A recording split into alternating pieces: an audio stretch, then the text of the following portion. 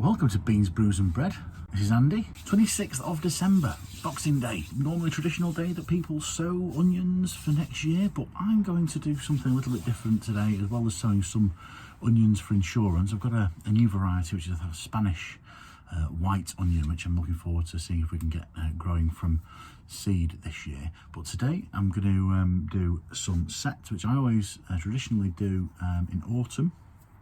The weather was so cold just before Christmas and so wet just before the back end of autumn that I wasn't able to get the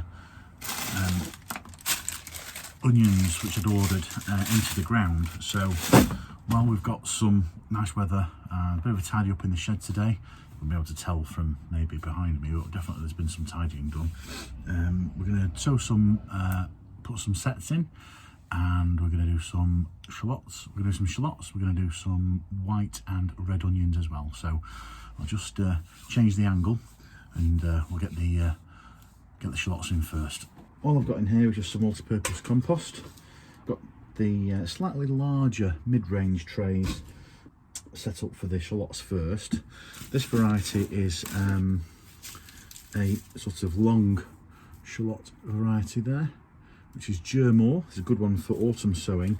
The idea for these sets should really have gone in before Christmas, but they're still nicely firm. They've not rotted. Also, you need to check sort of the basal sort of area, as well. Make sure there's no sort of green mold or rotting on those. We just get them in some. We have missed the window for getting them out in the ground.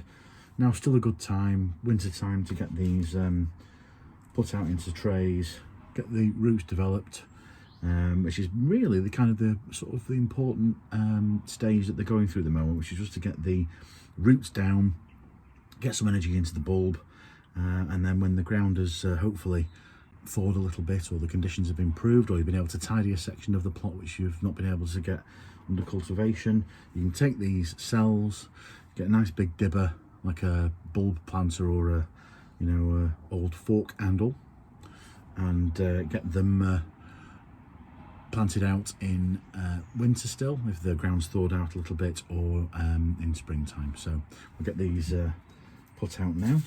Got quite a nice number here. We've got 2, 4, 6, 8, 10, 12, 14, 15 cell.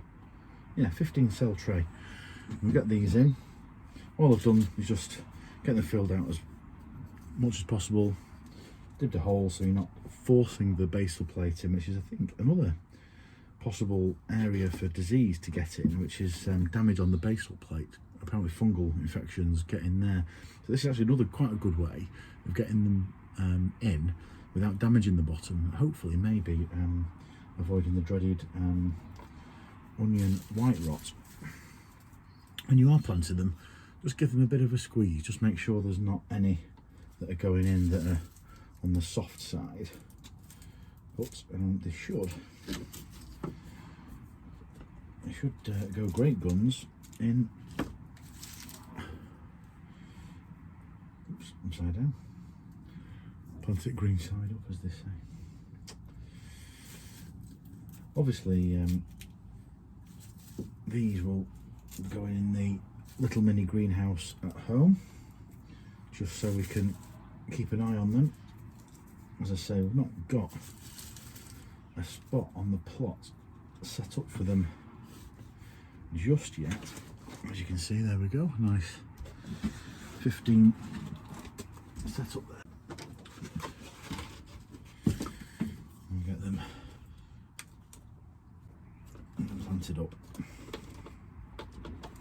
Now, I don't think I'll be sowing any shallots this year. Shallot germination in previous years has been a bit hit and miss. Look, they're really good size, these. You can see those.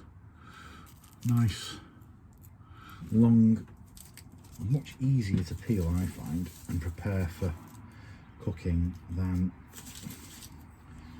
a sort of traditional British style round pickling type. I see that, there you go, that's what you don't want to plant. This one here, if you can just see, with a bit of give in the bulb, it's a bit squishy as compared to this one, which is a bit more better. So just watch out for your onion sets. that you're not planting any, discard any in the bin that are on the squashy side. Now the other advantage of, as you understand, planting the shallot sets is that they bunch up, whereas if you, so you get a nice clump of them, you know, maybe 5, 6 per set, which you will be able to bring on, whereas if you do them from seed, I think that you only get 1 shallot per seed. There we go, just under 30 sets. So there we go. Got some real good size ones there. So slightly more middling size, but should have a nice 30 to plant out in springtime. And for the onions, which you've got some red and white variety on the sets. I'll tell you the variety in a sec. We've got 40 cell trays. They're a bit smaller than the shallots, so I like to put them in 40 cell trays just to a bit more bang for your buck in terms of your space. So we'll go with the red variety again, an autumn set. This one is, I don't know, is it even telling you what variety? Grower's pick. It should did, I'm sure it did tell you what the variety was. No, it doesn't say, unfortunately. So again, the onions maybe don't keep necessarily as well as the, you see the basal plate there, so they're not too bad. We'll give them a little dib, just a hole, just so that you're not pushing and damaging the basal plate. Each cell, just to get the first 15. Okay, just give them a little squeeze, just make sure that you're not planting any that have started to go over.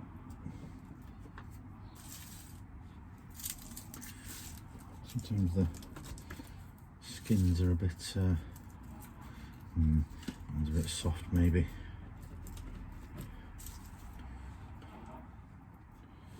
Yeah, try not to plant any that have got obvious rot or feel a bit squishy. I will be doing some onion seed, and tonight, if I manage to get this video out quickly, is the Potty Mouth Garden Club live, well, semi-live stream, where they'll be talking all things sowing onion seeds. Might be doing some live, I don't know. Let's squish it. If you get a chance, I'll hopefully give a link to the video in the description. I'll be certainly watching along and having a chat in the live chat, and keeping the kind of tradition going along. Obviously Steve at Greenside Up, who sadly passed this year, was a bit of a tradition for him to do onion seed on Boxing Day, so it's nice to keep these things going in people's memory, and nice to think of people who are no longer with us this time of year, and keeping their memory alive while keeping true to some traditions that they used to keep to.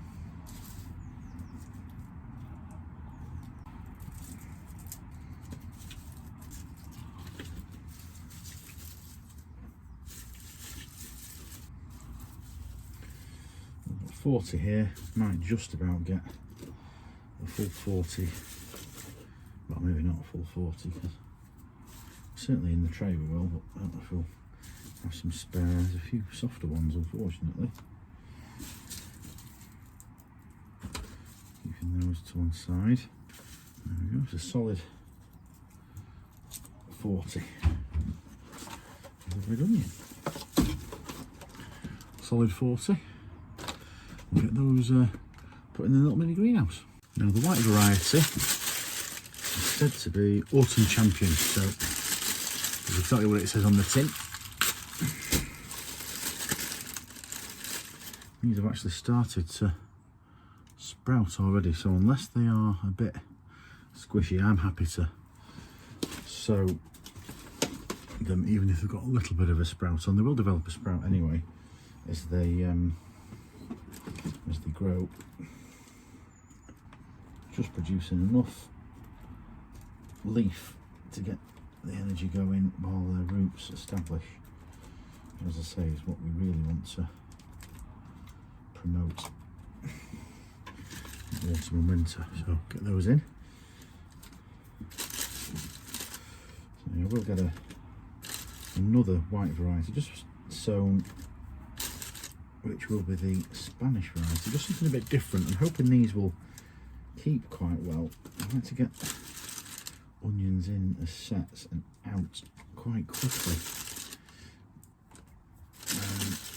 in the allotment, just so that we can get other crops in. And the one thing which can actually go over winter quite nicely and keep the ground occupied.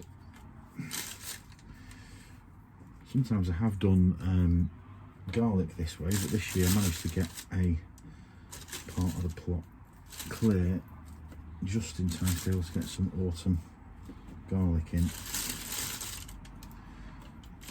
And there's a couple of spaces for putting these in next to, once they're cleared, with a bit mouldy. Discard that one. Yeah, when I say mouldy, I'm saying anything that's kind of got, as you can see, sort of a film of mould on the body, or if there's anything clearly of mould on the base of the plate. Kind of the reason why really you should get them planted as quickly as you possibly can once they arrive through the post. See if we can try and go for any that definitely got the sprouts on them already.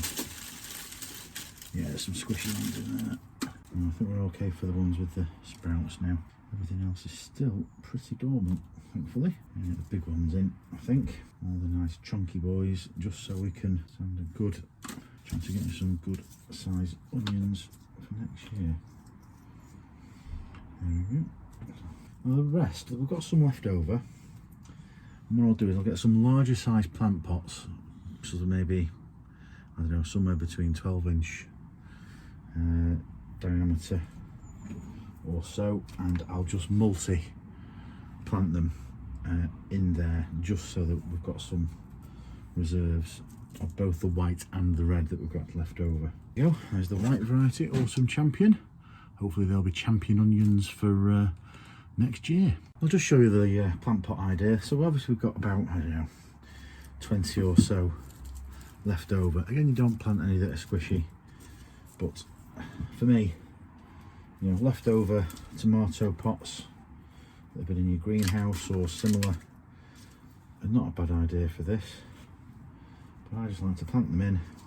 This will just be, could be the equivalent of spring onions in spring if you don't have the space to carry on and plant them out. A little bit like leeks, you'll have to separate the root system if you do want to plant them out. And obviously, because they're not in individual cells, they'll be maybe a little bit more difficult to get the entire root mass inside the ground if you haven't got a big enough dibber. But not a bad little way of at least keeping a few reserve over if you do get any failures in the greenhouse before you plant them out.